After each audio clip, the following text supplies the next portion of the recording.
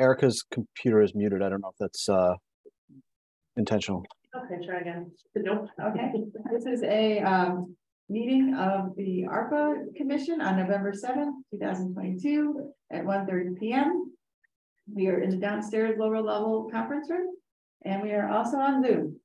And the first thing we usually do is roll call, and we just sort of went around the room and realized that we're missing 4 people.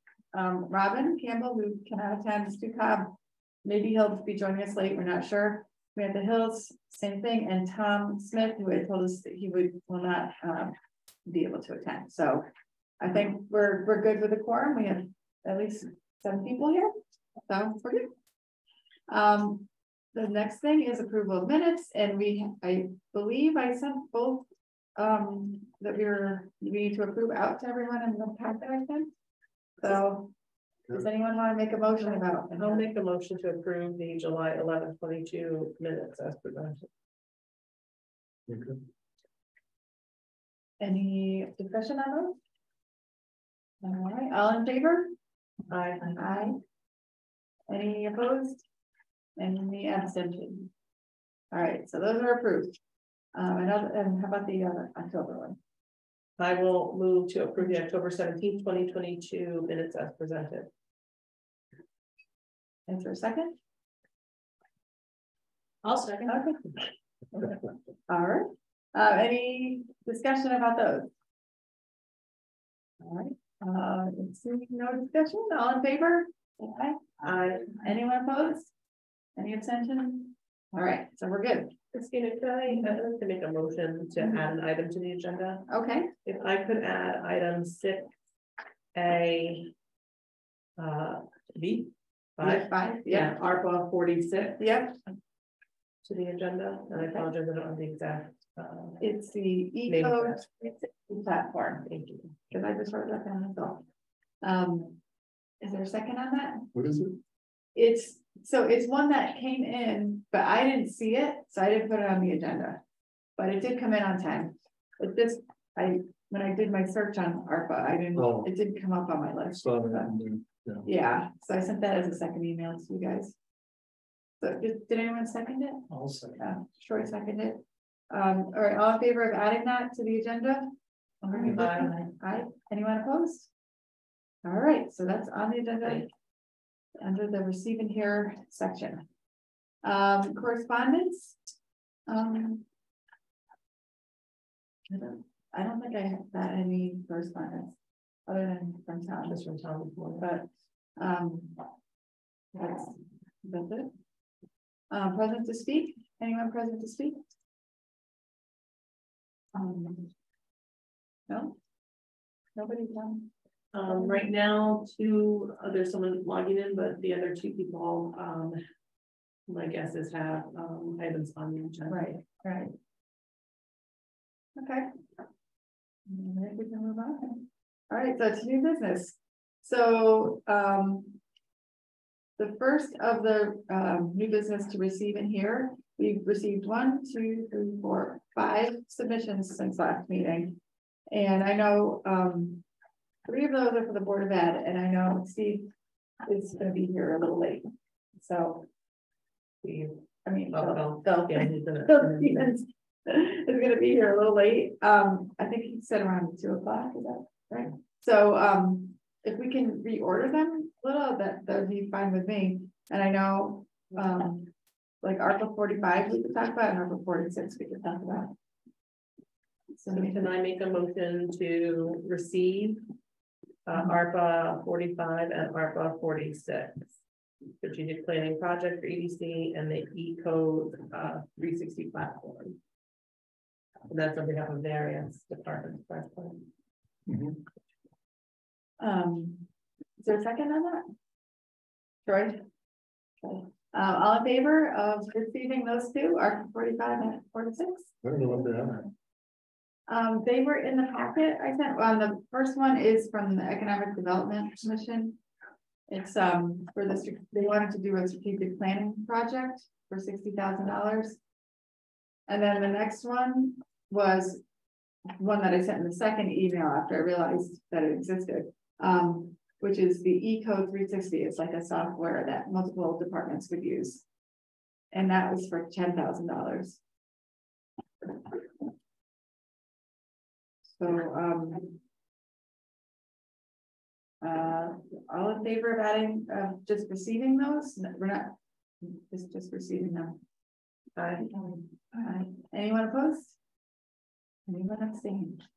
Okay, so those are officially received. Now we can hear them.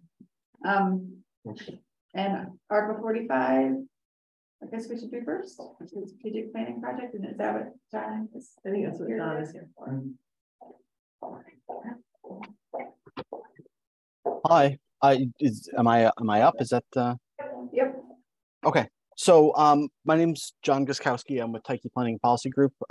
We are consulting staff to the Economic Development Commission. The Economic Development Commission, which, as you know, is in the final stages of completing its first ARPA-funded project, which was the BRIG program, the Business Resilience and what's the I, Mike?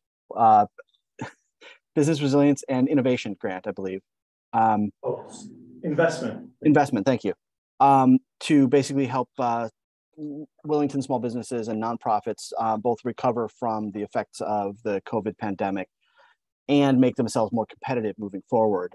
We are funding, I believe, 17 or 18 businesses. I think the number is 17. We had initially requested 300,000 out of ARPA. We're granted it. Thank you very much. But through our grant process and vetting the various applications, we are only committing 230,000, leaving sort of a balance of the allocation of 70,000 that we were planning to return. But the Economic Development Commission, in discussions and also in light of recent planning and zoning applications, both for text changes and actual development applications that have been quite controversial, we thought it would be a good idea to sort of take a step back and do a strategic planning or a strategy plan that places the town of Wellington in context of what the actual business opportunities are for economic development growth in various areas, both in sort of the business industrial area and more of the Wellington, South Wellington Village and Phelps Crossings area, to really kind of get a sense of what is possible from a market standpoint, but then also look at different scenarios for what would be desirable. And part of this strategic planning process is to get various stakeholders like the Economic Development Commission, the Conservation Commission, Board of Selectmen, Board of Education, Board of Finance, and particularly Planning and Zoning, together to talk through the issues of levels of desired development, levels of perhaps possible development, and what those implications would be for the town, both economically and from a development character standpoint.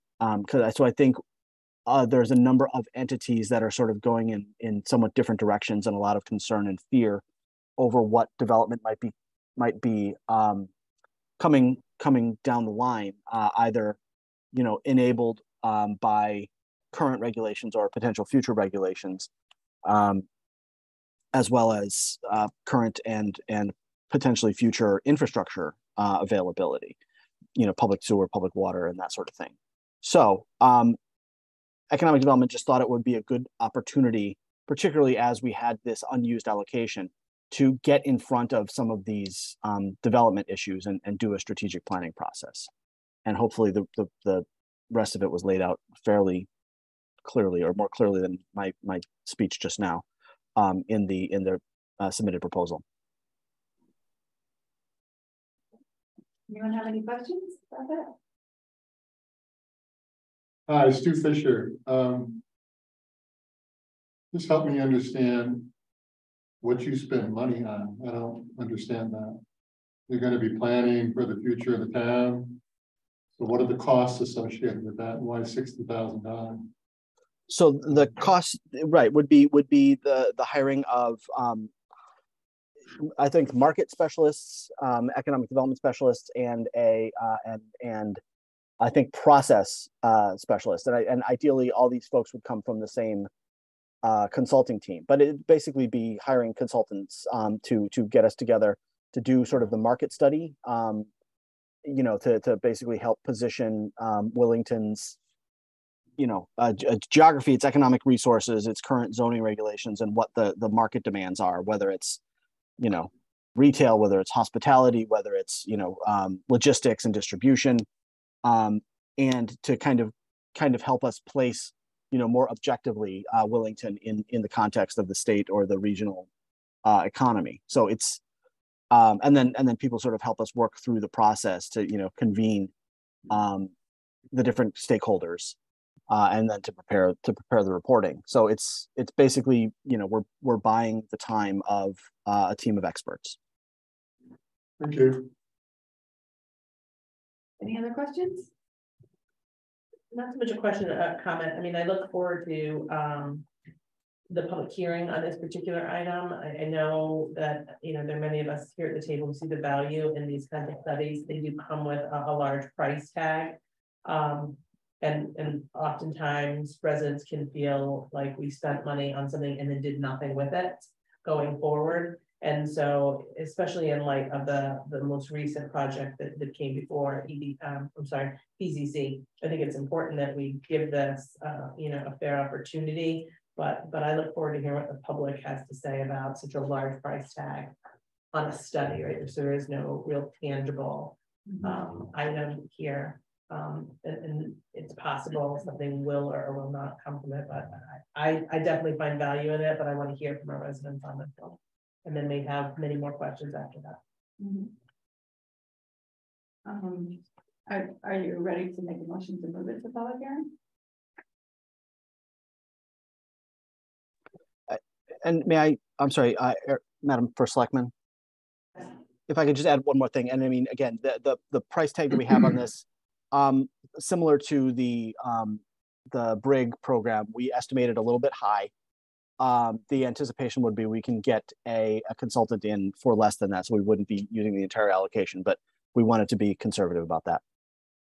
Thank you, I appreciate that. And I, you know, I know even with the BRIG program and just about every other project we have, everyone's working hard to, you know, come in under budget so we can utilize the dollars across as many different platforms as possible. So yeah, I think that's great, John.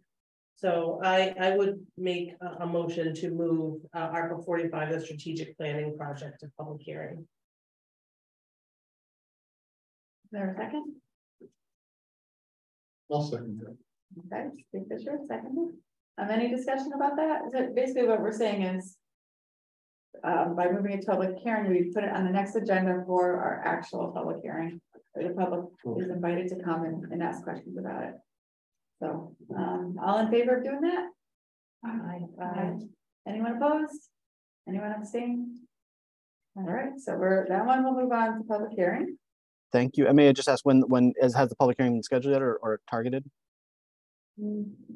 Not scheduled, targeted as soon as possible, but wait, our hope was that we would have enough projects ready to go that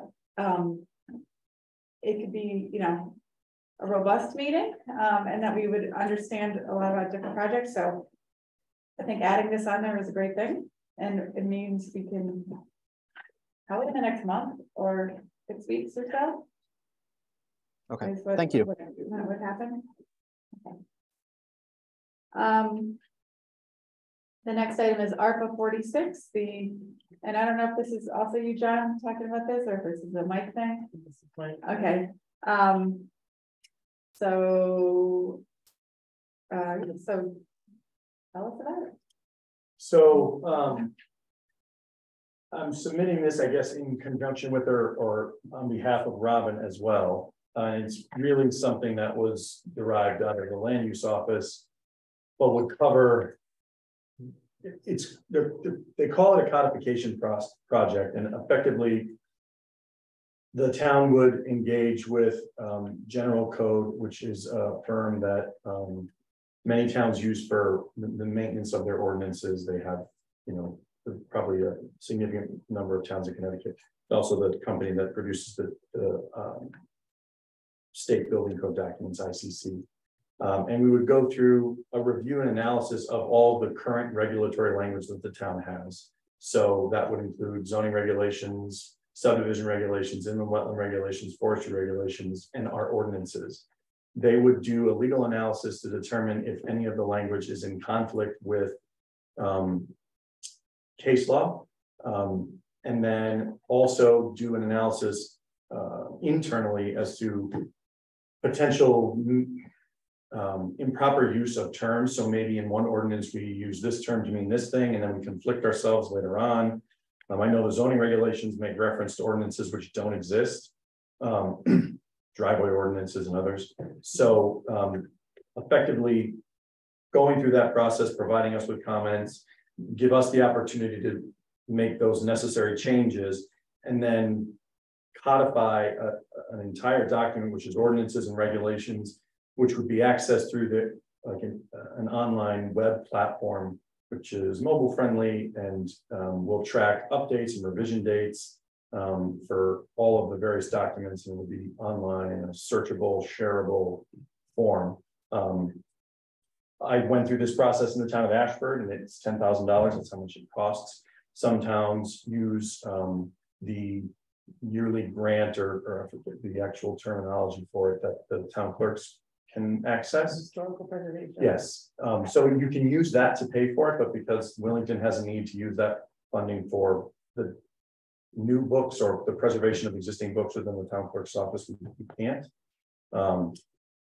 And so after the 10,000, there is roughly a $1,200 per year maintenance. And so every time the town adopted an ordinance or modification to an ordinance, they would go through and they would update that, and they would say, revised on such and such a date, and all of that would be tracked. In the places that I've used it elsewhere, it's really helpful to be able to share that with people without having to send them to in the case of the zoning regs, 325-page PDF. So this would cover all the regulatory documents that we have. You said it was approximately $1,200 a year after the initial 10 grand.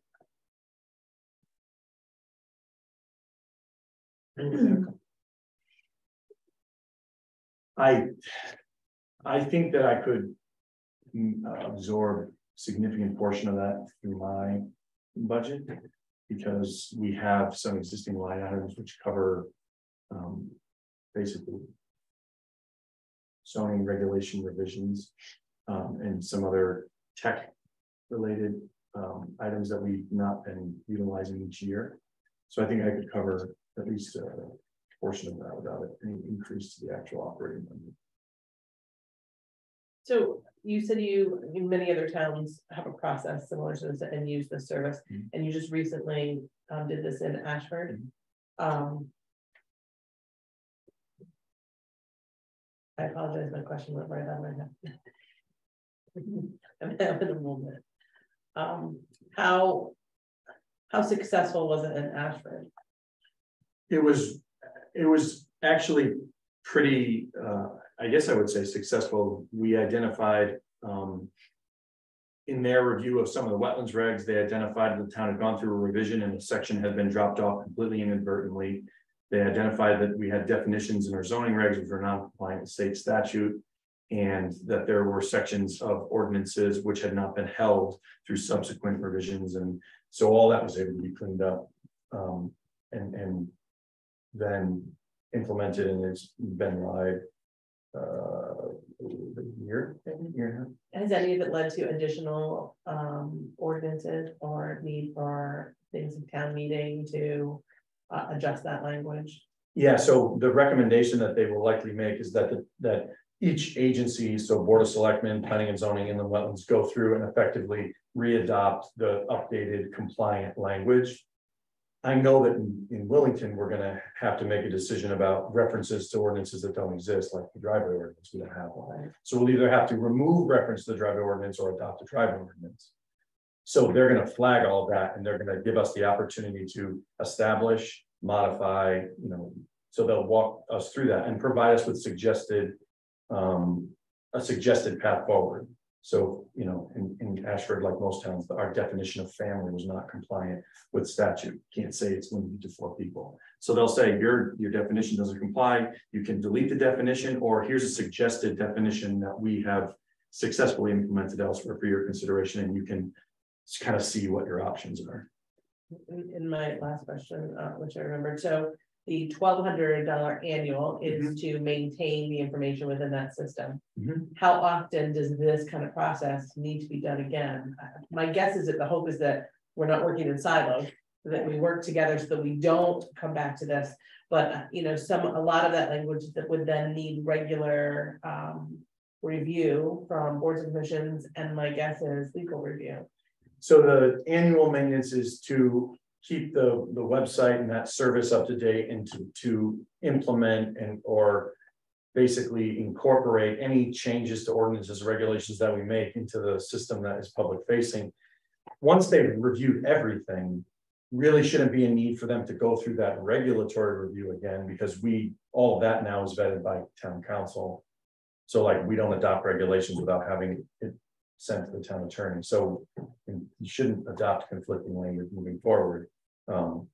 So we shouldn't see an increase beyond that annual hosting, if you will, unless the town decided to go, you know, make some massive change to adopt a property maintenance code or something really substantial. This reminds me of a process that Board of Education undertook many years back, I think.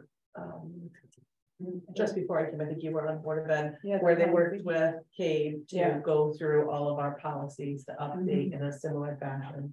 And there was like the cost of that as well. So it seems similar, but I know oftentimes we talk about things that just don't make sense, right? And the PA 490 was one of those that we got to, where, you know, we talked about this ordinance that just didn't exist, and we were basically telling you to qualify, you had to fit into all these places, and they just didn't exist somewhere. So I can see the benefit to it. Just wanted to have an idea of what the ongoing cost would be. Thank you.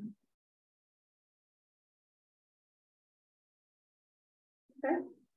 Does anyone want to make a motion to move it to the public hearing? I'll make a motion to move ARPA 46 to public hearing. Is there any second? Donna seconded.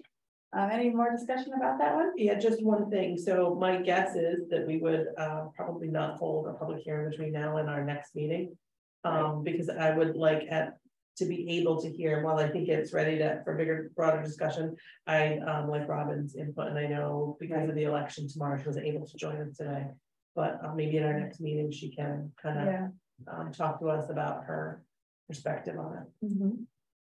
Yep, our next meeting is the 21st, which is the week of Thanksgiving. So we'll see. But yeah, that's good. All right. Any more discussion? All right. All in favor of moving this one to public hearing, please say aye. Aye. Anyone abstain? I'm going to abstain. Mike abstains. Anyone opposed? Okay. So that one we'll put on the next public hearing agenda as well. And if we're ready for the superintendent. Yeah. And if not, we'll just keep going. We'll come back to them. Brenda left them to just let us know. Oh, okay. It was his time.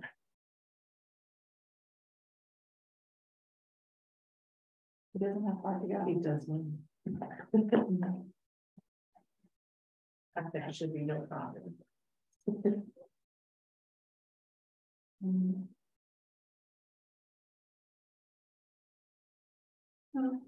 Well, while we wait for him, I can jump ahead to unfinished business and see if anybody had any updates on the previously funded requests. So I'll update you on the Greg. I don't know if John's still on. My office has now been working with John after getting the documents from EDC, and John has been working and spearheading that project. So in the check run that's happening today, we should be cutting checks for not all of the 230, but the majority. There are still several we have not heard from and not gotten signed contracts from. Okay. So, and we're planning to hopefully later this week with myself, some of the small business owners, you, Christina, as the chair of ARPA, and John, to kind of do a little check presentation for some of those folks that had a little PR and present some of those checks. So it won't be ready to close because although a great deal of it will be, I want to say there's 4 or 5 that still haven't presented their signed contracts to the town. Okay. So moving it in a forward direction, which I think is great, getting some much needed dollars into the hands of those small businesses. Great. All right. Superintendent Stevens. How are you? Good, how are you? Between meetings, sorry, we had professional development scheduled Yeah, for today, so no, that worked out great for us. bebop in here.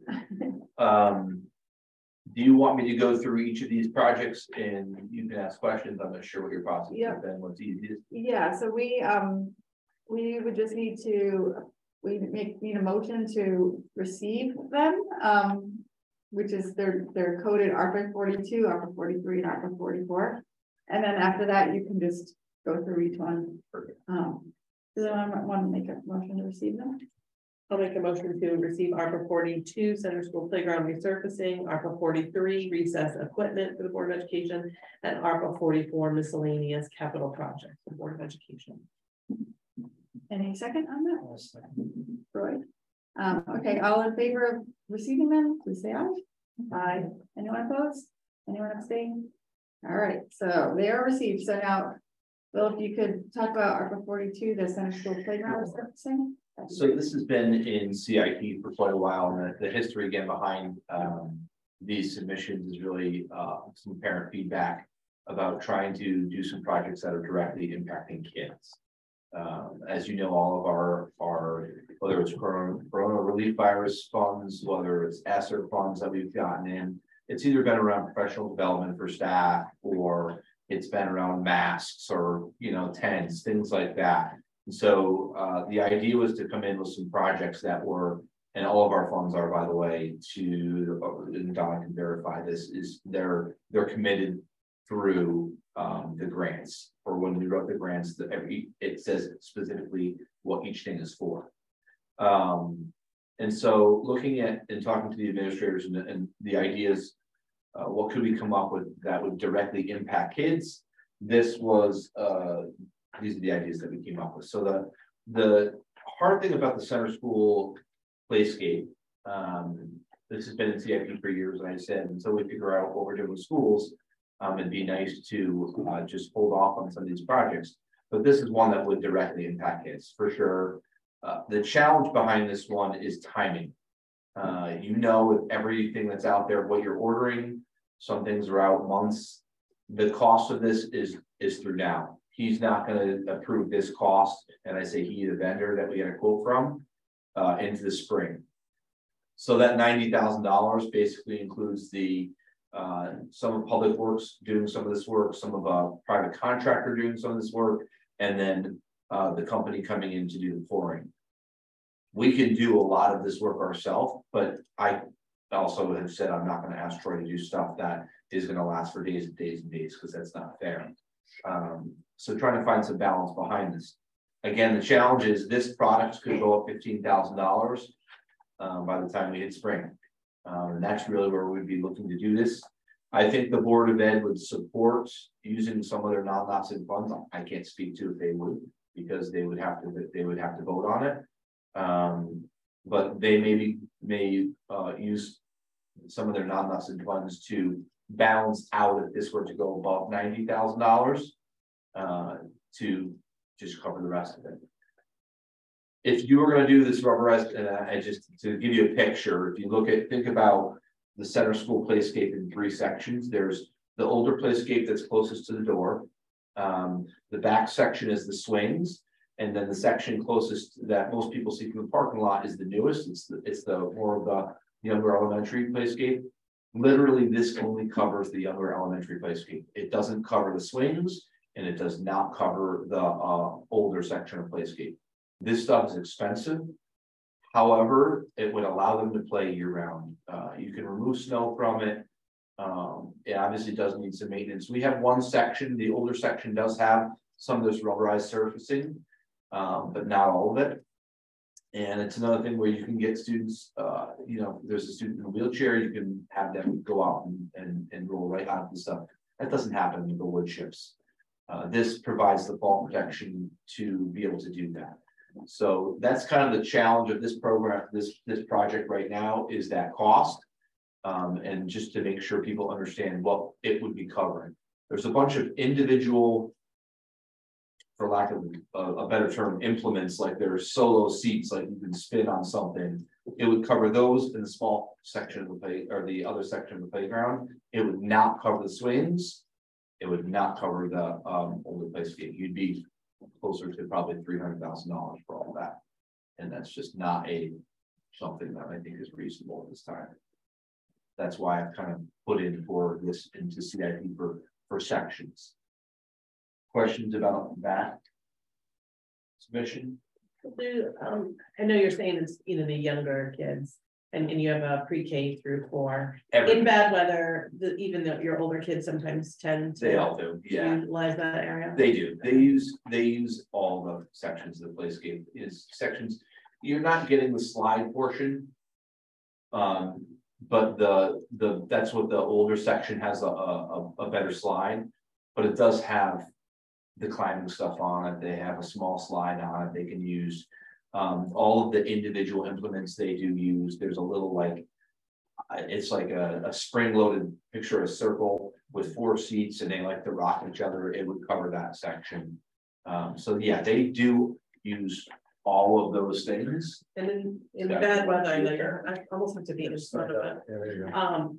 And in bad weather, I know you have your Carports. on the blacktop. They still have, can you use some of the blacktop Oh yeah. under there in that weather? Yes. It gives just a greater area. Yes, and it's you're more limited in the winter time what you can do. So being able to leave the playscape open is a very nice opportunity.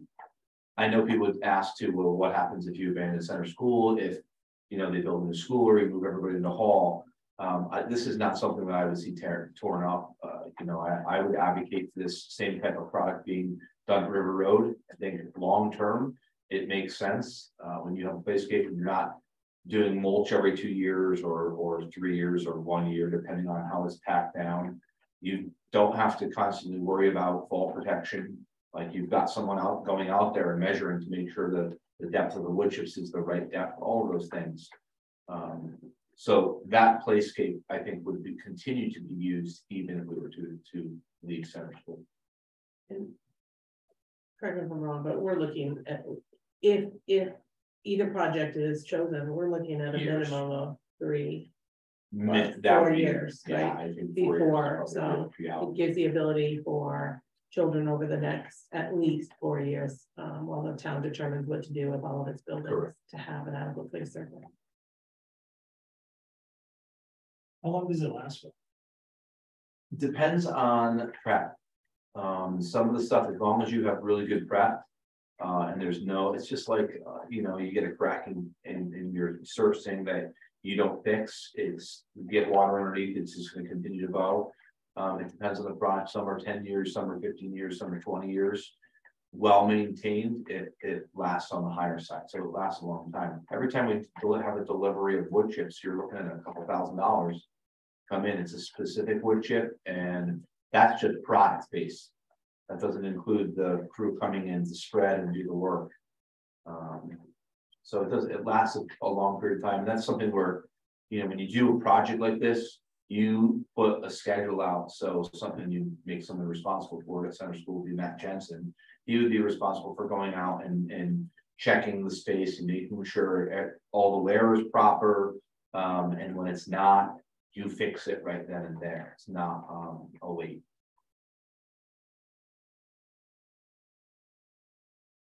Good. How big of an area is this? Oh, I have the measurements, and I'm sorry, I didn't bring them with you. I would say, any thoughts on your size? I'd say it's probably close to 30 by 30, somewhere around there. If you go on the front piece to, I think it's even bigger than that. I think it's probably 30 by 50. yeah, I mean, without really like, I'm just Yeah, trying. I can give you the dimensions for it, though I have it in the full. Okay. Yeah.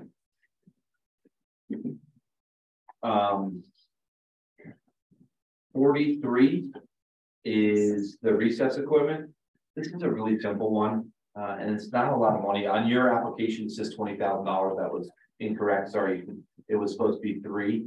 Just so you know that. Hopefully, $3,000. $3,000. Oh, well, look at, So, save the 17. Brenda had sent an email and just said, sorry, it went in wrong. The project total cost would be $3,000, and we can't go back in and change it. Oh. So Wait, did you adjust you can change that. Change it right now. Perfect. Sorry, I think she had emailed that. ARPA 43. And the idea behind this was to have students at each school meet with their administrator and just go through and with their budget, just have an exercise for them to pick out what they want to do with their, each school would get $1,500 and to put equipment out there for them. It's stuff that we do on a regular basis, but not that much money. You know, we put $150, $200 out each year at last, but this would be more specialty, I think, a special exercise for them. And they would be, you know, have the voice of what they would want to do. Obviously, it would have to be reasonable. And there'll be staff working with them. Yeah, yeah, the principals, this is like a working lunch group is what it would look like. They would come in and eat lunch with the principal and say, okay, here's some catalogs, here's some examples of things. They could pull their peers, they could, you know, in the cafeteria, they could just do some drop boxes, some really simple things just to get some student feedback and input about what do you want on the playground. And that's really. I see some math programming there with your older kids at Hall School, Yeah. getting them to work within a budget. Yeah. And they That's great. it's some of it's really simple, but some of it is just they haven't seen all the things that are out there, like the Velcro tennis ball. Some of that stuff falls apart really fast, and they know the typical basketball, softball, football, whatever's out there. But there's other things out there that they could choose from, and we will show them the catalogs they could, you know, work within the budget on. So not a lot of money, but I would say big impact for kids. I love the choice, right, and getting them involved in a project, the other activity, I think is important. Is your ARPA funding over 1 year? What would it be? Like if that one is $20,000, and if you have funding that was, you know, you could do that for 2 years, that would be something that I think it just depends on how you look at these projects. Like I wrote, when I wrote our extra grant for our curriculum director, that was over 3 years. And so each year there was a salary benefits for each year. And I don't know if that's how you see this, is this $3,000 is one shot, or when's your spend date by? I think that would be right up to you if you were asking for, say, $9,000, $3,000 a year for 3 years. So the money has to be earmarked or encumbered by December 31st, 2024, and spent by December 31st, 2026. Oh, So the bulk of our projects are one-time uses. okay. There were a couple things that we spread out over multiple years, for example, summer camp. And that, Gotcha. but you know, you would originally put this in at 20, you're asking for 3 for a year. If you know, Even if it's 311, I just wasn't sure how Yeah. the funding was operating. It could be 3 and that's it too. I mean, that would be fine too. But if you see that you're trying to fill in small holes, depending on what comes back, like I know our AC project came back under budget. And you want to look at other projects out there, that's something that. yeah, no, I think that's a great idea, because I Yeah. think we know when we get towards the end, right now, we have more projects than we have money, but we get towards the end, we're more than likely gonna have some of money that's just Yeah. not gonna be one big project, and this is a great way to look at utilizing those, because some of the things that you might choose won't last for Right, years and years, right. so. Yeah, I mean, we definitely would be flexible with that, and. You know, even if it's a few $1,000s, I mean, sometimes it's just replacing a swing or a slide that just needs to be replaced, things like that. You know, playscapes are expensive, but the playscape equipment or playground equipment is an easy way to do it. The last option, we started looking at different options really for next year and trying to come up with creative ways to do internal field trips. Some could be external, and just trying to provide some unique learning opportunities for students that typically we wouldn't have. You know, when PTA gives us $1,500 for an assembly program, you'd be floored with some of these assembly programs charged for a 2-hour program. I mean, it's thousands of dollars. An author coming in for one visit, if they're local and you don't have to pay airfare or hotel, you're looking at $2,500 easy for a signing, maybe a classroom session and assembly. And so we were looking at some of the local places that are out there that are also connected to our curriculum that would allow students to have some unique experiences. And so I'm just going to hone it on one because it's one that I didn't know was out there until we started looking. And our director of curriculum instruction has worked with this organization before. The New England Science and Sailing Organization has some absolutely incredible opportunities, educational opportunities for kids. And both off-site and on-site, they will bring things in for hands-on learning for students that are just opportunities that typically in a budget year, I just don't feel comfortable putting in. It's just a lot of money.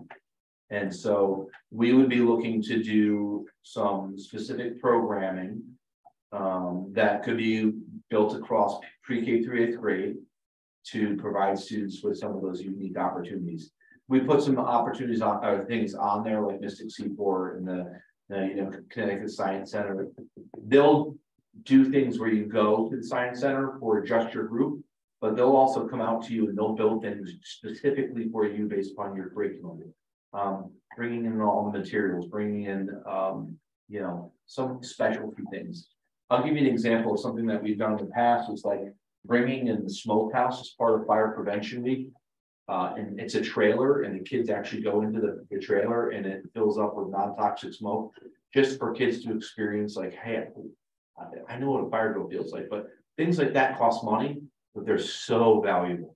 I mean, the kids just talk about them, and those are the type of experiences that we would like to bring in as a bonus that in a typical year, you just don't have the funding to do. So that was $20,000. Basically, what we do is look to do $10,000 per school. Although I will tell you that they do collaborate, so it might be that a program is more appropriate for a 2-hour session at the middle school and a 1-hour session at the elementary school, but it would be the same organization. It might be done on the same day. So maybe we pay for a half day, but some of it is a little bit longer for the middle school students, just whatever's developmentally appropriate. So that's the project labeled miscellaneous capital project. Yeah, but I feel like it needs a better. yeah, I was just saying that. I think I did that. I don't know why I did that. What would you call this project? Extended learning opportunities is what we put on ours. Okay. And it's really meant to be done during the school day. This is not meant to be an after school thing for a limited number of students. This is meant to be during the school day. Not even so much field trip out, but things coming to the. Yeah, I mean, I think we want, let's be honest, we have some students that haven't been to the ocean before. And so some of that sailing opportunity through the sailing organization doesn't mean they're going sailing. There's a lot of things that you can do at their facility. And so trying to find some balance and make sure it's obviously linked to what we're trying to accomplish with curriculum. Yeah, both. What was it called? What did we want? Extended learning opportunities. What it's called on the web, that's what you put when you put the I project. put that under project description is what I put. Yeah. I think This may have been from when we had, when he came before us, initially with just kind of a quick, I'm gonna be putting in these things. Yeah, I think I might have just taken it from the wrong line in the significant. And again, we don't have any, I don't have any quotes for any of that stuff because we didn't want to spend time asking for something where we didn't know if we were gonna get it, but we would work within that dollar amount. That's another great impact for kids. You know, they directly feel something exciting that's maybe they missed during COVID. You know, one thing we're talking about with the school building project that I'm really aware of is when we talk about timelines and process and, you know, for doing a renovation is how long are we impacting kids and disrupting their education? And one thing I do worry about, and I will say this publicly, obviously, is because, you know, the kids that were K1, kindergarten, first grade, who, you know, were impacted by COVID and closure and masks and that business with the same group of kids that would go through a 4-year renovation project at fall school. So I'm just aware of those things, and any of these special opportunities that we can provide for kids, I think is really, really powerful, because that's what I want them focusing on, not school closed, or I had to wear a mask, or my school's being renovated, or whatever, you know, is going on in life. I think it's something that we all are aware of, but it's pretty powerful to hear you say that some of those kids, depending on a project at the SBC level, their entire local learning experience can be impacted by these things. Yeah. Okay, well, thank you. Does anyone want to make a motion about any of these projects to move them to public hearing? Or have any more questions? Here. I will move ARPA 42, ARPA 43, and ARPA 44 as public hearing. Any second on that? First, second. All right, all in favor of moving those 3 to public hearing, whenever the next one is? All in favor? Aye. Anyone opposed? Anyone abstain? All right, so we will let you know when the public hearing happens. We don't know when it is going to be, but probably within the next 6 weeks. Okay. Is our guess. Great, thank you very much. Look at the great calendar on the wall this week. Yeah. That's what I need. Thanks for being flexible with my coming. Yeah, no, thanks. Okay. Moving on. So we had briefly touched into unfinished business, talked about the bridge program update. Anything else about what, I guess I'm just curious about a lot of these items that we were waiting for the funds for them to start, if they've started. And Donna, you might know, like if people have started buying things or putting through their purchase orders. Let's say the generator project, or one choice there. It's going before the board of selectmen tonight. Right. That's so, ARPA 6? ARPA 6. Okay. Yeah. So okay. now that the funds are there, we're working that. Okay. Vendors, the town meeting room equipment still kind of holding steady on that. Okay.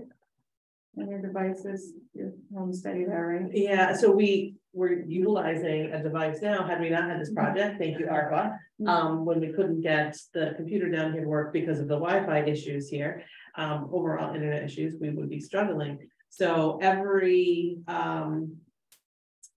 staff member has their new laptop, which they use as a desktop essentially, with new monitors, and we're working to repurpose some of the old equipment in there, so we're able to reuse that to replace a lot of the public computers. And then already some folks have reached out to us if we have any devices left, if we can help out other areas like the fire department and the senior center. What we're waiting on are some of the upgrades for the cabinet down here and the Wi-Fi in the building. So some of those things could be quite a ways away, but I don't. I'm looking at the number, yeah, and have about 8,000 left to spend. I think we'll still be under budget because we had already kind of encumbered the dollars, but we will see. So we're moving forward. We've made a lot of progress. It's shortage items that are holding us up at this point, but our IT worked really hard to get everybody their device. How about the senior center coordinator position? We have interviewed, and we will be conducting second interviews. Okay. And that one actually I have a question about. So the amount that we appropriated, 34,000, was that based on a full year of hiring someone? It was a full year plus. I think we anticipated 3 months of last year, like April, May, and June, Yes, if I'm yes, not yeah. mistaken. So that should take up. I believe my numbers are correct. We should still be a little bit under budget, but you know the salary we weren't aware of at that time, and certainly had to be negotiated with the union. It's a union position. So, but I think we should still have enough funding for year one, the remainder of this year. Okay. And I know Jenny and I both hope that in December we see someone come into that. That's the hope. Great. And a new computer waiting for them. And the radios for the fire departments still aren't, still don't have those, right? That's a big one. Yeah, I don't. I think they were still waiting because there were so many of them that, Okay. yeah, I know they received some of them, but not all of them. And Stuart, what about the washing track? Any work in progress. The engineer is going out for survey, and then we go from there. Okay. And he's still in the process of doing that. All right. The furnace for the fire department, the Lincoln Hill. I don't know where they're at, but probably it's probably not done yet. Fuel bank, have you gotten any use out of that? Oh, yes. Yeah. Yes, I'm great. Oh, good. Good. And then summer camp. That was good. Just looking at them all. We haven't heard anything here yet from the Button Health Project. Okay. All right. Let's see where they're at. I know Kelsey has been working with Ed Degata on the purchasing of things from ARPA 33, so that we can take advantage of town purchasing in bulk as much as possible. And the evictions box, ARPA 34, is another discussion that's on for tonight's order. Great. Can I just add that Kelsey has been she was working with Donna because if you recall, we weren't able, we still have not reported. Our first reporting was due in April. We had some serious technical difficulties. So Kelsey got us into the system. We don't know how, we don't know why, we didn't ask, we just are moving forward. And so our hope is that for sure by the end of November, we should be up to date with the reporting. She was looking to start. We did the first piece, and there was the bulk of that, so that when April comes around, we're able to do our annual reporting in a much more timely fashion. Okay. So the Treasury has dialed back the number of folks that are available to help with this. Oh, so it's very difficult. There's not anyone really on the state level. You don't get much response from the federal level, and then they've kind of cut the ability to help. But Kelsey spent her weekend reading up on the reporting area, so she's eager to get moving with that. So okay, we'll be back in the good graces of everyone. So let's see. So that's where we're at with everything. So it seems like there's a lot going on, but maybe even in 2 weeks we'll have even more updates on some of these things. Updates on the previously heard request. So that's the ARPA 39, repair of the library building structure, and ARPA 40, miscellaneous library structure improvement projects, and then the stove for the senior center. So I know, Deb, I see you there on Zoom. Did you have any updates? If there are none, don't worry about it. You don't need to do any updates. I know you guys are just in the sort of column of it's been approved to go to this public hearing. We haven't gotten a public hearing yet, so you haven't been approved to spend the money. But if you had something else to share with us about it, then you could now. Yes, we actually do. When we had met with you back on the 17th of October and presented our different proposals, you had suggested a few things, requested, and we did follow through on them, and we wanted to bring it to your attention because in doing so, it does change the numbers a little bit. One was the concern about replacing the gutter in the front of our building. You had asked us to check into having those cleaned first both the gutters and the downspouts. So we did get a couple of quotes from a couple of different companies, and to do that. Now, this goes hand in hand as far as, well, it's two separate, yet kind of one the same. With the cleaning out of the gutters and the downspouts, it would be an additional $1,800. Also, to clean out the drain basin at the side of the emergency door would be an additional $600. These came about because we are still getting water into our basement, and they had thought that this would be things that we could do, that there may be an issue with a problem that could be resolved, and hopefully that is what is causing clogs and blockages along the way. That would be the issue of water getting into our basement. So we did get the price for cleaning out the gutters and the downspouts. Also, as I said, the drain basin at the side entry of the building where the emergency door is.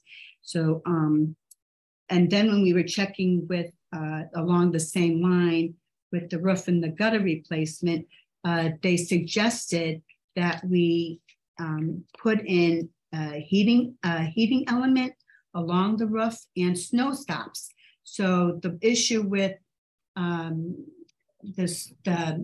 because of the way the roof is designed, the snow coming down and melting but refreezing and making the icicles and the ground flooring slippery with ice would, the heating element would help deter, well, he explained as slowing it down, both with the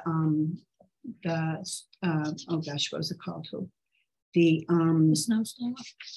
snow stops. And again, the two things together, he felt would help greatly with the issue of it gathering snow and ice, melting and refreezing there. So that being said, that would be a figure of $5,000 to do that.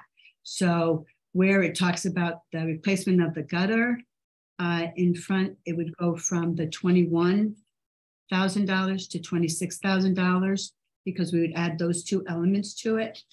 And the 1,800 and the 600 would be the issue as far as possible water coming in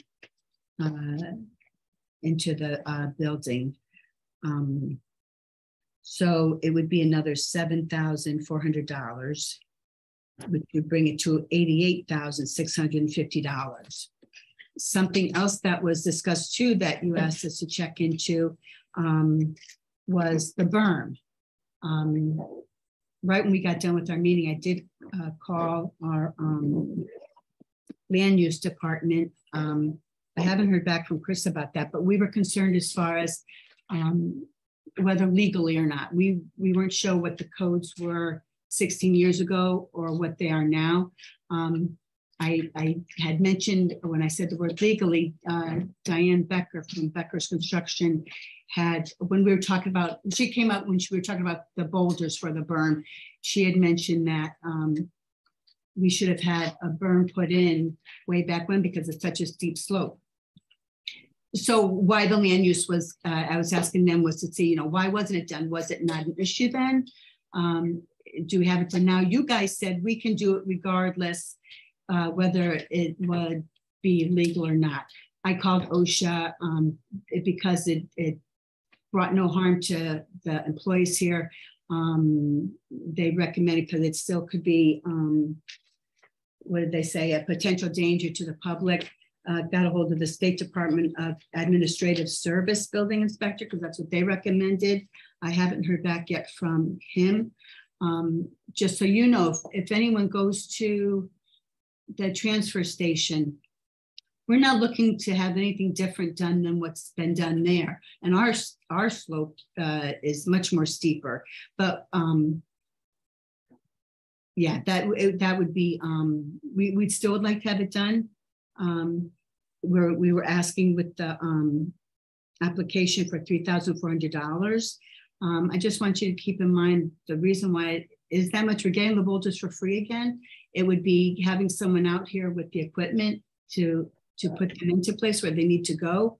I know our town can do it. They have the equipment, but I know they don't have the time or the manpower to do it. So we're bringing companies in from other places much farther away, and because of the cost of fuel and whatever, gasoline alone, for example, that, you know, doesn't help as far as keeping the price low. So there are a few more companies locally that we're going to be asking to see if they wouldn't be able to help with that cost. But just to let you know that we did check into the berm. For Diane Becker and her company, it is legal for them. They're not OSHA, they're MISHA, which is mine. So she was going on what they have to do and thinking that we would be no different because of the kind of steep slope that we had. But I apologize if there was any confusion on that. We did clear that up.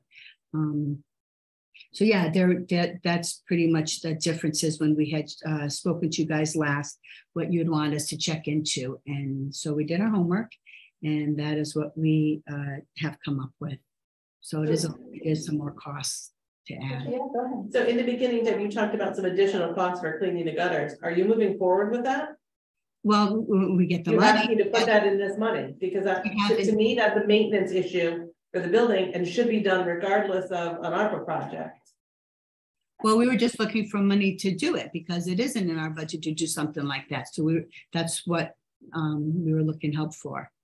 I think I'm going to say, I know I have a real problem with waiting to see if you get ARPA funding to do basic maintenance on things like your gutters and cleaning them out. I think that's something that the town over the past 16 years has provided funding for maintenance, and the library has private funds that I think you shouldn't be waiting to see if a larger project gets picked up, but those basic maintenance items, you know, need to be done. I think you should really be moving forward with. And so you might want to, you know, talk amongst yourselves about that and with your library board. But I mean, an ARPA project and basic routine maintenance are two different things in my mind. Well, and to me, it's beyond routine maintenance. Yes, it's routine maintenance, but the reason why we're asking for it is to help justify the larger project, because you might not need to do some of that stuff in the larger project if they're cleaned.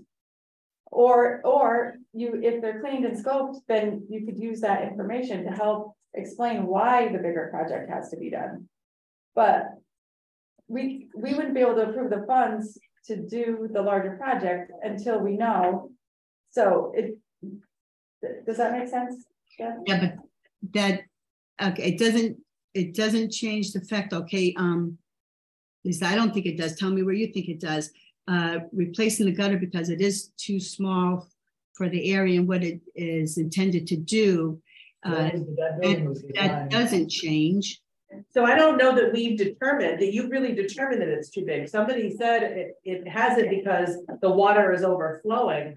But once you get the gutters set and clean, then I think there can be some determination. Do you have an excessive runoff of water because there's an issue within the gutter itself and not the size of the gutter? Because the building was built with very clear specifications. So either this job was botched from the beginning, which I tend to think is not the case, or there's something causing a water issue now and we should get to the bottom of it. To Christina's point, it may be larger a problem, or it may not be an issue. If you have the gutters cleaned and then things start to run through, you may not need the funds. I'm concerned that if we were to approve this project and give you the funds, that some of that investigation isn't going to be done. It's gonna, let's just replace, and it could be spending that doesn't need to be done. But would we, if that were to be the case, then worst scenario, we would just give the money back because the project wouldn't be necessary. If we don't go forward and include it, we don't have the money at all. I'd have a hard time justifying approving money on a project that we don't know is needed. That's where I sit. I can only speak for myself. But for me to go to the public and say, this is a project you should support. We should put $80,000+ to the library, but we really don't know if it's necessary, but we'll give it back if we don't need it. We should know the merits of the project before we move forward with it. And that's what we're asking you to do. Okay, well, it's not the full 80, it's just the 26 now. Well, But then any portion of it, that's any project. I understand. Can you tell me this? Replacement of the gutters, okay, for 21,000. A heating element and snow stops is something that should be done regardless. Can that get done? No. At that price? Well, I guess to me, it's who says it has to get done. So if the gutters are clean and it seems like it's working, then maybe you don't need those things.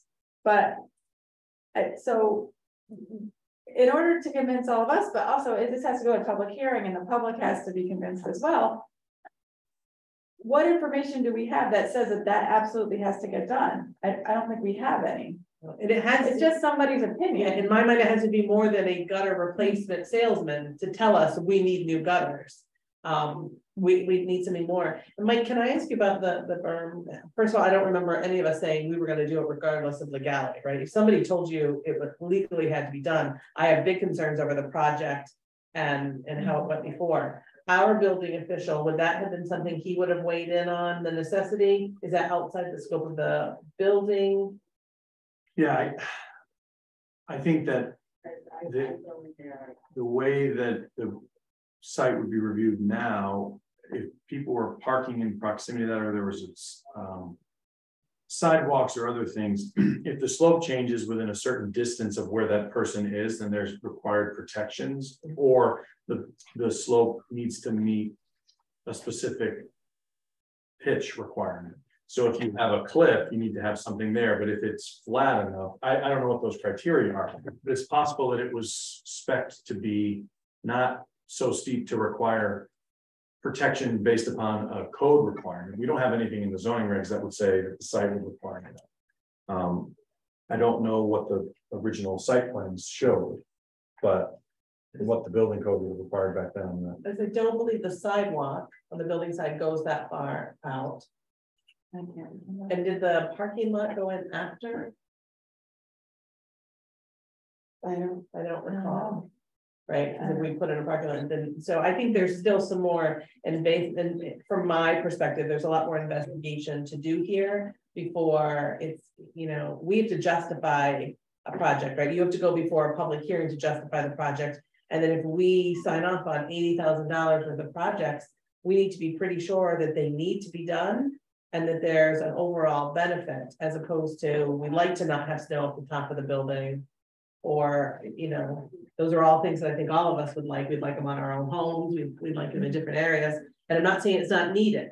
I'm saying I don't know that I've heard enough evidence that these things are all the needs versus wants. I mean, just the gutter cleaning, that's something that should have been done every single year for the last 16 years. So the fact that it hasn't been done even once just means that there has to be an improvement to the gutter once it's clean. I mean, logically. And the water coming into the building, that's because of the transformer. The transformer? Yeah. I can't hear you guys. I'm sorry. Can you speak I'm louder? saying the water in the building. The building was for the transformer. Did Eversource ever come and fix the transformer? It's not the transformer. That we have checked it out when we've had really, really bad rainstorms, and it is dry as a bone in there. That it's not the issue. Do you have below level drains that aren't functioning properly? Like stairwell drains, basement drains? Do you have drains that are clogged? Well, we did. In fact, the Public Works had come out before to clean them out. But it didn't make much of a dent in what the problem or issue was. They suggested getting someone who had a stronger equipment to clean it out and try them, because they were doing the best that they could do with what they had. Right, and I think that's another one of the things we said would need to be scoped and cleaned to be sure, We won't know if there's a problem in there. Listen, there could be a larger problem in there that's not just being plugged, and a much larger problem, or scoping it could tell us, wow, we need to clean this out and maybe do a smaller scope of work to prevent it from happening again, or regular maintenance to prevent it from happening again. So it could go in a multitude of directions, but you need to do some basic maintenance first to get us to those answers. And that's going to be the data you bring back to say, we definitely need this. Or you could clean it and find out we didn't need, you know, $21,000 or, you know, $88,000 for all these items. No, I get it. And that's exactly what we've been saying, whatever. So, do you think the library board will be supportive of just going ahead with doing that maintenance now using the your operating budget? well, it's got to get done. There's no way around it. So if it's not coming out of help with the ARPA money, it's going to have to come out of money that's from somewheres. Just to try and look at ways to save money and not have to come out of taxpayers' money. Well, it's all taxpayer money. I mean, but Deb, moving forward, even if let's say this project had merits that need to be done, moving forward, you need to have a budget that includes maintenance to regularly clean the gutters. Correct. So there should be some money there now, and if not, within your current operating budget, the library has funds already at its disposal. I would encourage you to start utilizing some of those to make sure that basic maintenance gets done so that we can see a bigger picture. So then tell me where you guys are leaving me as far as with any of this proposal for any of it. I think the recommendation is to, go to your library board, find out, get approval to get those things done immediately, the cleaning done and the scoping, and then have someone other than a gutter salesperson And say that's what it was with a plumber. Say that these things are needed so that you have actual data and backup for the proposal. And the proposal might, from what you thought a few weeks ago, could be different from what you find out. Like Erica said, it could be less, there could be more. Or it could be exactly the same. And in that case, you can have data to help support it. But that's, I think, where I'm at with it. I don't know if anyone else has a different thought about it. Okay, but again, I asked with what, there was much more than those few things we were just talking about. Are we allowed to, would you allow any of this to go through to before a public hearing? Um, Do you have it in front of you? Do you know what we're looking at? I can tell you, you're also looking for relatively small amount of money for HVAC, prevention of vandalism or natural damage, and haven't been able to show us that any of those things have occurred and that it's damaged because of it. So again, relatively small amount, but is it something that we need to do, and how is it covered, and how will a chain link fence prevent something that isn't happening, right? It's still going to make it accessible to the elements for sure.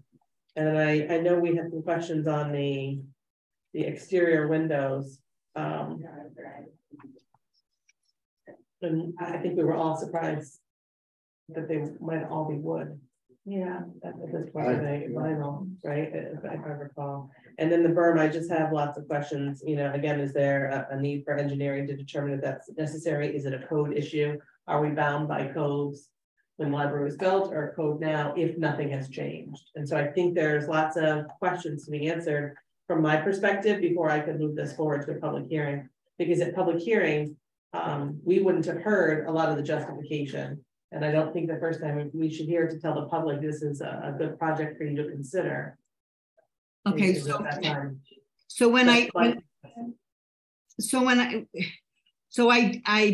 okay, we'll start with the berm. So can I get someone out from the town to check this out? It's not that I haven't been asking whatever. I'm getting information, not just from gutter salespeople.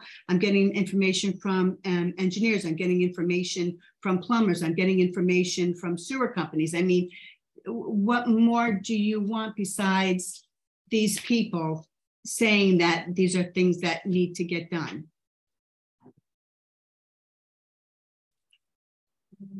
I've asked the town as far as what kind of coating was 16 years ago, what kind, what is it now? No one's come out to look. I would say that the building that we built 16 years ago met the codes. Yeah. At that point, right? Our building official signed off on a building and a project. We also put in a pavement that wasn't supposed to be there, and that makes it even more slippery and dangerous. So it's like things have changed. So to that I say, who put that in? Who signed off on it without looking at a whole picture? It's one more reason, Deb, for me, I can't support moving forward when we don't have a whole picture, so that 10 years down the road, someone else isn't looking at and saying, we skipped a couple steps so that we could say you could move forward and we didn't do it right. Okay, so you're telling me I don't have the whole picture here, and I want to know how then, what do you want from me that I can get the whole picture so that this can get taken care of?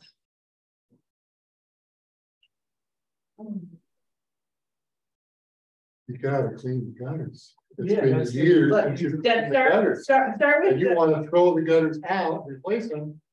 But you probably won't clean those gutters either. So. start with the basic maintenance, can Deb, you and then please clean the gutters? we can take some time with the departments here in the town to see how they can assist you. We don't have answers for you right now in this meeting, and that's not what the purpose of this meeting is. But I would say, take the advice of this commission that's all saying, start with these basic maintenance items, and then we'll look to see how, from the town's perspective, we can assist you moving forward. All right, thank you. I'm trying to think of What was the $600 for? I didn't understand that. the Gutter cleaning. 1,800 was gutter cleaning. 600. Then what was the 600 for? You said 1,800 for gutter cleaning and 600 for The Drain basement to be cleaned out. Really important. It could be. Yeah. I'm sure it's full of dirt. And you need a road over. You need somebody to protect it. right. If the drains aren't working, it's going to come into the building. So really important to do that and get a checklist to do it every year or every couple of years. And that's what we will do, but that is what our job is, and we want to do our job. We're doing it. So I can't speak. We seem to be paying for other people's sins prior to us, but that is once things are taken care of. We want to have things taken care of, and I think there's two women sitting in front of you who have felt in the same boat, but for different reasons or another, that if we're in charge at the time, we have to take responsibility for it, even though we may not have caused it. So it's the price we pay to sit where we sit. And Deb, just because budget season is also coming up, and I know this isn't the Board of Finance or CIP, but I sit on both of those other boards too. And basically, I think anything that's maintenance related that needs to happen on an annual basis, that should be in your operating budget. And what gets presented in a few weeks or a couple months or whatever it is now. And CIP is for those one-time big things that need to get, and same with ARPA, it's for the one-time big things. So it's just hard to justify those one-time big things if those maintenance things haven't been taken care of all, and we don't really know what the actual big problem is. So I don't know if that helps at all, but I do think that you're going to need more money in your maintenance budget this year going forward for a lot of things, not just the gutter, but based on all the stuff that you were showing us on the tour. Okay. Yeah. Okay, so moving on to. I've been looking through minutes while we've been sitting here at the same time as listening to Deb and putting all these pieces together. Did we move? It looks like two of the items on the agenda we did not move to public hearing. So ARPA 40 or 41. We just talked about ARPA 41, but ARPA 39. ARPA 39 is the library building. Yeah, but did we? I'm not sure, because at the time we didn't have any more funding. So I don't know that we ever formally moved it. It's kind of sitting in limbo. I cannot find a set of minutes that has us actually moving it, because I think we put everything on hold and said we can't have a public hearing. So we let them present it and talk about it. But right now, except for the ones we did earlier in this meeting, nothing else of these three has been moved to public hearing. So, if I can, I would make a motion. I'm gonna start with ARPA 41, the stove for the senior center, to move to public hearing. Any second? Right. Okay, all in favor? Aye. Okay, anyone opposed, anyone abstain? All right, I just want to, in light of some of this discussion, I want to make sure that the ARPA 39. I don't remember. Yeah, 40. I'm not comfortable moving it forward, but 39, I put my notes of waiting public hearing. But I don't know why I put that.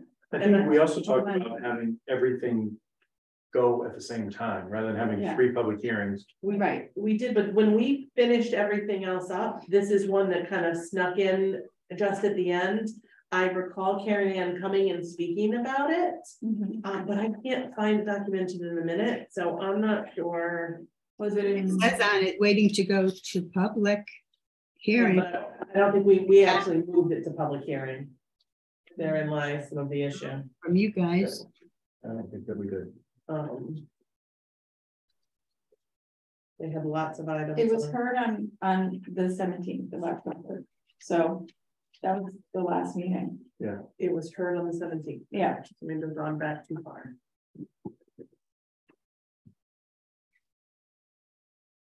I heard 40 on that one, but not, Yeah, I think the other one was 39. when the other lady spoke. yeah, it was way back when, but I can't find the minutes where she discussed it.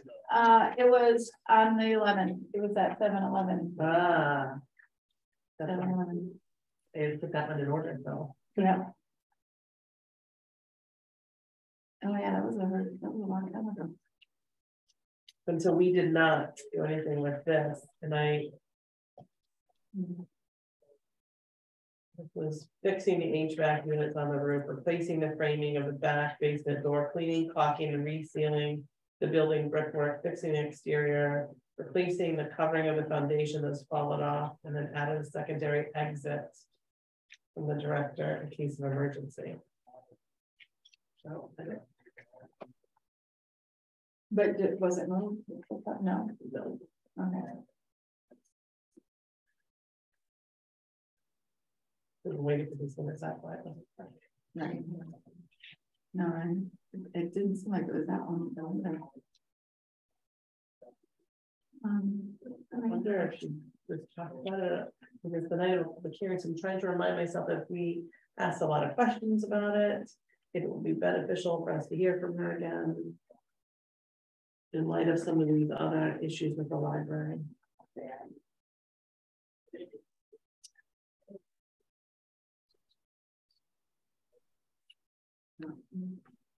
The 40 wasn't moved to public hearing, but not very right. Okay. No, 41, right? Well, 41 is a senior center one. That's the one we just moved, so we haven't moved 39 or 40, the two library. Okay. Yeah, so it was discussed right at the top of the agenda for July 11th. Yeah. So when I look at the documents, it looks like there are some, smaller amount repair items. The HVAC on the roof had a sensor for the alarm fail. A unit in the basement has an indicator or a block. Both of these can affect. So, that's a $2,000 expense. Some of these I'm concerned that, there's a maintenance being done on them since July when it came to us too. But the biggest is an $11,000 for replacing damaged retaining wall, fill and caulk, rail post penetrations, route and caulk all wall, cap mortar joints. I know we saw some of those when we went out there. Were you? Yeah. Those were along the sidewalk on the side. It looked like where all the posts were, and you could see into them like they just needed to be cleaned. And I wonder if any of those lead to some of the issues they're having inside. Like, is it a whole big picture? Does some of this go with some of the work that's in ARPA 40? No.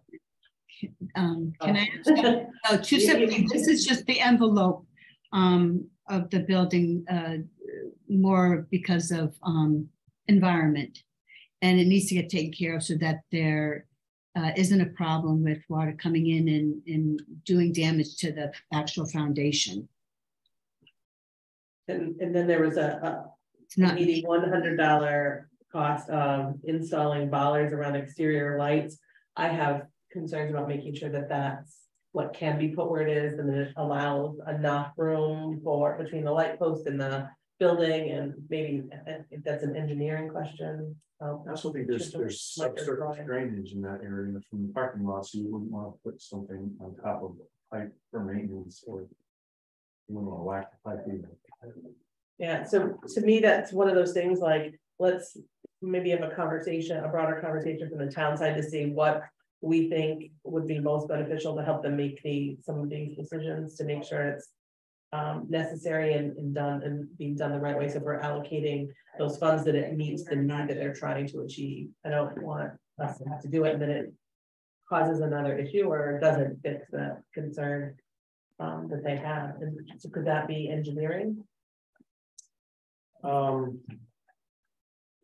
I mean, I think you'd have to have somebody look at the plans and look at the building, get a sense of what's there. I mean, it's just so hard because it was 15 years ago. Yeah. You do an inspection. It'd be hard to know if things were installed or if there was a drain that was buried, and you know, it's not, you know, like there's so radical things like the.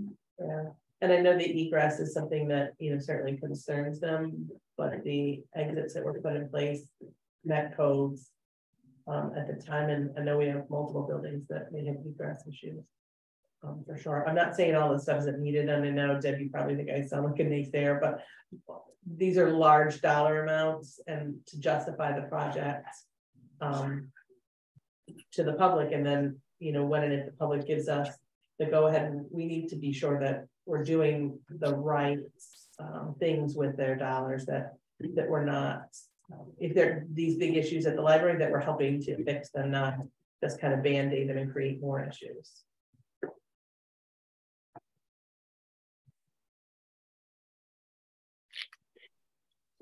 With that, Christina, if I may, so if we move 6 items, where, if I look at your spreadsheet, we take off the money Phil saved us today, Yeah, that we're still about $142,000 over what we have available, right? correct. So if we were to go to public hearing with these and then potentially take action, there may be no funds for the library after they've gotten their questions. Right. It's just something for us as a commission to keep in mind. But do we hold as a project that we're pretty? Well, I mean, we could just say, like, put them on the agenda and hope that they're able to get all the information, and you know, like we have done on other projects too. Maybe it isn't 81,000 that gets approved. Maybe it's only 30,000. But I'd hate to go ahead with a public hearing and not include them. Right. Only to then have to have another public hearing. But also, you know, If we didn't include them and then again took positive action, there may be no balance. right. We also don't want to necessarily deny an application for funding because we have sort of moved really quickly with a hearing to then find that there's going to be savings after the project's been denied. You know, in 4 months, if we're sitting here with $40,000 in savings from the previous projects, but everything in front of us was denied, we're basically going to have to then have new applications come in. It'll be resubmission, or, you know, we're going to have the same project having to be received and fight for funding 3 times because we moved to allocate what was left before having a sense of what we might save. I know that Phil said, well, we might not have this quote available to us in the spring, but like a lot of these things are not like massively time sensitive. And I'm just thinking to myself, if we wait 30 days, are we gonna have a much better sense of where the rest of these projects are from an expenditure standpoint and really understand if we need to say no to 1, 2, 3, none. Not that I guess it necessarily matters how, well, I guess, I think it does. I mean, I just think we do it right, not that. Yeah, that's what I mean. We're already over the amount of money. So the question, did you want these applications, one of which is mine, hurry up, get an answer, which may be no, or wait 6 weeks and find out we actually have the money. Right. And someone still may be a no, even if we do Right. have the funding, it still may be a no. Or We know not, that's or not all. or not all, right? Like we Yeah. know that 142 doesn't take into account the fact that the 300,000 from EDC is only going to be 230. Right. We're only, is that, That's not in yeah. there. So we'll really be looking at $70,000, but you know, do we keep everything kind of level and try to get as much information to have a full, robust public hearing?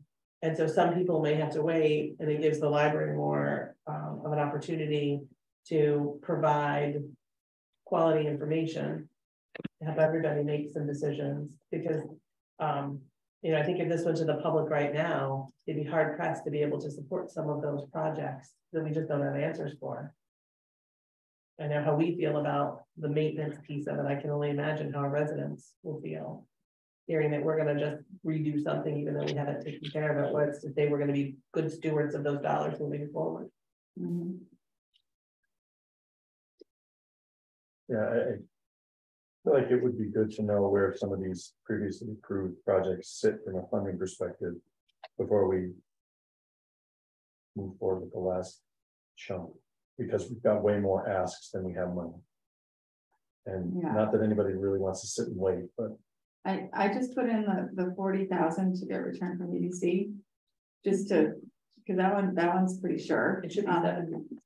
Oh, 70. It was 230 out of Oh, 300. okay, so 70. that's why their project request came in at the At 60, 70, because yeah. they were basically trying to Yeah. figure out what would make sense with the money that they had left and what was So that means we're 72,000 over. But to your point, like there's probably another 20,000 here and there. And not that it's happened yet, but what happens if some of these big ticket projects, like if the radios or I mean, some of these other things, what about the River Road? Like what if that comes in 10% over? Right. And I think the I mean, River like- Road is one that's going to take us down to probably the wire of this spending. But even something like what we're discussing for the library, what if they hire a vendor to do some of this work and he says, oh, by the way, half of this stuff's rotten and you need to replace it, and that's going to be 25 grand. And we don't know that, and you know, it's sort of like when you go and have your car looked at, you know, they tell you the part to replace to solve the problem, and we don't necessarily know what that part is. As my concern is that we're going to say, okay, you can take care of these funds, and either the water will still be an issue, or when they get started, the issue will be much larger. And we don't have the money for that, and I gather they don't either. Just, you know, But on the flip side, if in a month from now, we still don't have answers that we need as a commission, then we'll have to decide, or do we still want to hold off putting something through, or put it through and let the public get feedback based on the lack of information. So I don't know that it would hurt one more meeting before we move to a public hearing, give us an opportunity to do it at once, or we could hold multiple public hearings and hold off on action afterward until such time as we heard from all of the remaining projects, which could go, it could lessen the length of a potential public hearing. Because right now we have 5, 6, there could be 8. So if we hold a couple off and do it in 2 potential public hearings. when do all the hearings for the budget start? Well, I was just thinking that. It's probably not happening CIP the same starts in like December, so.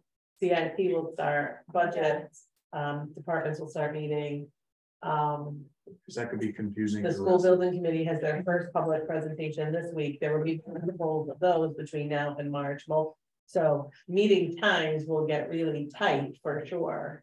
So. Right, and opportunities, like some of these projects, if there are no here, they're gonna be on the CIP request. And we need to know, we could know that sooner than later. And does it benefit us, Christina, to suggest to some of these unknowns that they submit to both? Yeah. So that there's already kind of an earmarked discussion, especially for the library, on these capital projects in the event ARPA says no, or we can't fund in full, that they're kind of on the radar and in the plan at CIP. Yeah, I think definitely. Yeah, because I'm just realizing like that that's all gonna come to my head. Yeah. Same time. Oh, let's see. Yeah. All right. Well.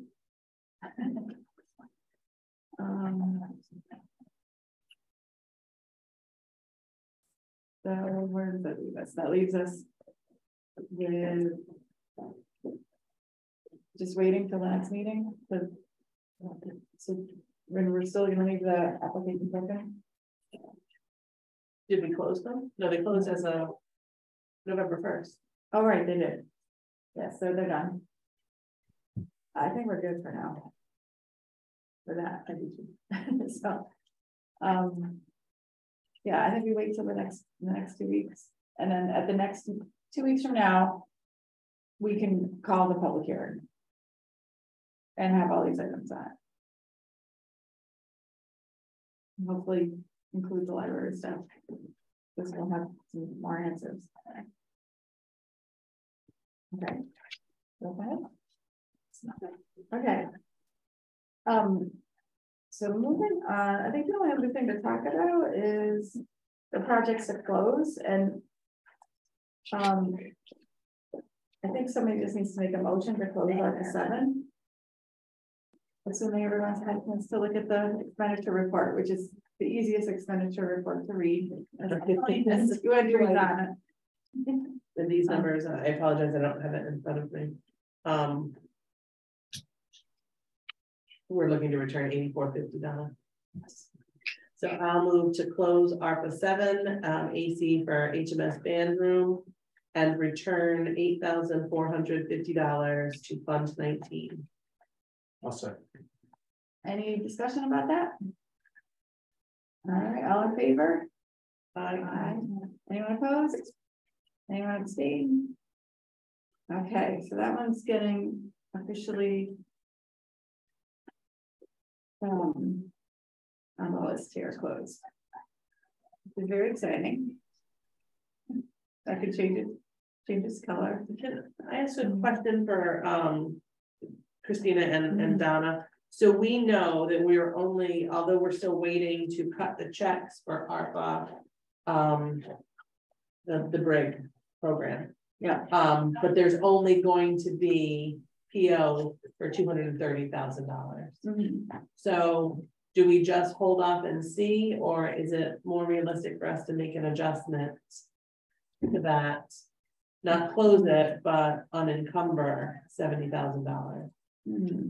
We won't, even once all the contracts come in and signed, we won't have $300,000. And is that an exact number though that we know? Yeah. Is that it's the 230 is exact. It's not like 228, 48. No, they were in $5,000 increments, either $5,000, $10,000 or $15,000. I don't remember seeing any tens.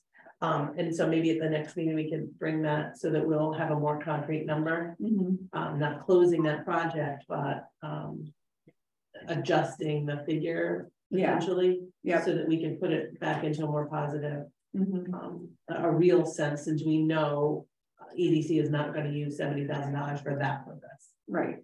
That makes sense. Because that was such a large one. Yeah. A little bit of an anomaly. Agreed. Okay. So anything else that anybody wants to talk about?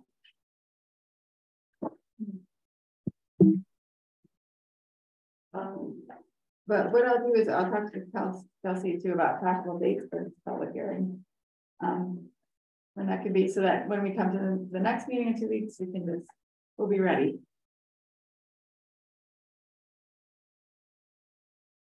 All right, well, thank you, everybody. Motion to adjourn. All in favor? Aye. Anyone opposed? Thank you, everybody.